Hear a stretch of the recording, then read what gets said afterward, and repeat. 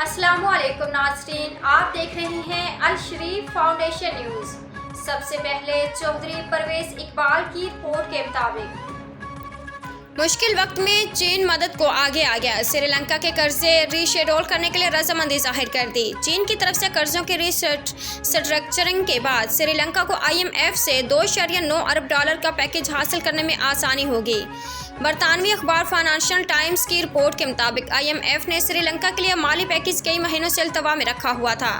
श्रीलंका अपने कर्ज फ्राहम करने वालों को कर्जों की रीशेड्यूलिंग के लिए आमादा कर रहा था। IMF ने पैकेज की फरहमी उससे मशरूत की थी। सदर रानिल विक्रमासिंघे ने गुज़श्ता रोज़ पार्लियामेंट को बताया कि उनकी हुकूमत को export import bank of China की तरफ से खत मौसूल हुआ है। ये बैंक सरकारी मलकियत है जो चीन की बैरून मुल्क सरमायाकारी के मामला देखता है।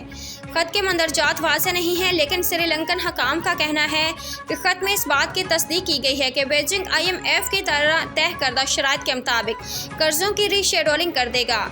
जनवरी में भारत और जापान ने भी श्रीलंका को ऐसी ही यकीन दहानी करवाई थी। सदर विक्रमासिंघे ने कहा कि IMF बेल आउट पैकेज के बाद वर्ल्ड बैंक और एशियन डेवलपमेंट बैंक से भी माली मावनत हासिल होगी। वाज़ेह है कि श्रीलंका इस वक्त चीन, भारत, जापान और निजी बॉन्ड होल्डर्स का 40 अरब डॉलर का मकरूज है। मज़ीद अपडेट के लिए देखते रहिए अल शरीफ फाउंडेशन न्यूज़।